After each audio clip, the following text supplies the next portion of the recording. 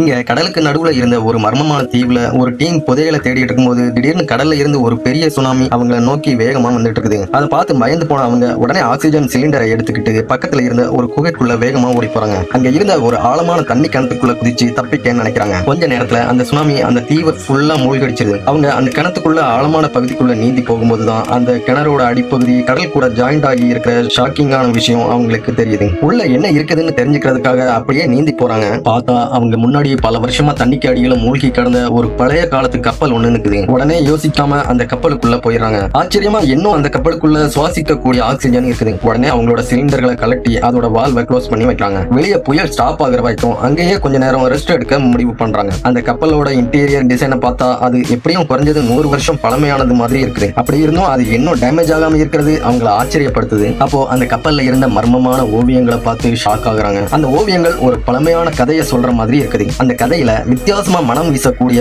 ஆவிகளை விட சக்தி வாய்ந்த ஒரு மர்மமான எலும்பை பத்தி போட்டிருக்குது. அப்போ அங்க இருந்த ஒரு பொண்ணுக்கு பின்னாடி மறைஞ்சு இருந்து யாரோ அவளை உத்து பார்த்துட்டு இருக்கிற மாதிரி தோணுது. ஆனா அவ போய் பார்க்கும்போது அங்க யாருமே இல்ல. அப்போ அதுல ஒருத்தன் அந்த கப்பலுக்குள்ள இருந்த ஒரு ரகசிய பாதையை பார்க்கறான். ஆனா உள்ள போய் செக் பண்ண அவங்க கிட்ட தேவையான எக்யூப்மெண்ட்ஸ் எதுவும் இல்லாததால அவங்கள அங்கேயே வெயிட் பண்ண சொல்றான். அப்போ திடீர்னு அங்க ஒரு நல்ல மனம் வீசுது. உடனே எல்லாரும் பயப்பட ஆரம்பிக்கிறாங்க. பார்த்தா அவங்கள ஒருத்தன் ஒரு பாம போட்டிருந்திருப்பான். அதுக்கப்புறம் அவங்க எல்லாரும் அங்கேயே நல்லா தூங்கிடுறாங்க. அப்போ திடீர்னு அதே ஸ்மெல் அங்க திரும்பவும் வீச ஆரம்பிக்குது. சடனா அவன் கண்ணு முழிச்சு பார்க்கும்போது அவன் மட்டும் தனியா அங்க இருக்கிறான். அவன் கூட வந்தவங்க யாருமே அங்க இல்ல. அவனுக்கு எவ்வளவு நேரமா தூங்கணும்னு கூட தெரியல. அங்க அவங்கள ஒருத்தனோட நோட்டு மட்டும் கிடைக்குது. அப்போ அங்க இருந்த ரகசிய பாதை இப்போ கல் சுவரால க்ளோஸ் ஆகி இருக்கிறத பார்த்து ஷாக் ஆகுறான். அங்க என்ன நடக்குதுன்னு புரியாம அவன் நிற்கும் போது திடீர்னு இன்னொரு பயங்கரமான விஷயம் நடக்குது. அந்த கப்பலுக்குள்ள திடீர்னு ஒரு பெரிய கல்பெட்டி ஒண்ணு எப்படியோ வந்திருக்குது. அதுக்குள்ள இருந்து ஏதோ ஒண்ணு வெளியே வர்ற மாதிரி அது அசையுது. இதை பார்த்து ஷாக்கான அவன் உடனே ஆக்சிஜன் சிலிண்டரை எடுத்துட்டு தண்ணிக்குள்ள குதிச்சு வேகமா நீந்தி போக ஆரம்பிக்கிறான். எவ்வளவு நேரம் நீந்தி போனன்னு கூட அவனுக்கு தெரியாது. ஆக்சிஜன் காலியாக போற கடைசி டைம்ல கடலுக்கு மேல வந்துடுறான். மேல வரும்போது அந்த புயலும் ஸ்டாப் ஆகி இருக்கும். அதுக்கப்புறமா பல வருஷமா அவன் அவங்கள தேடினாலும் அவனால அவங்கள கண்டே பிடிக்க முடியல. அந்த தீவும் இப்போ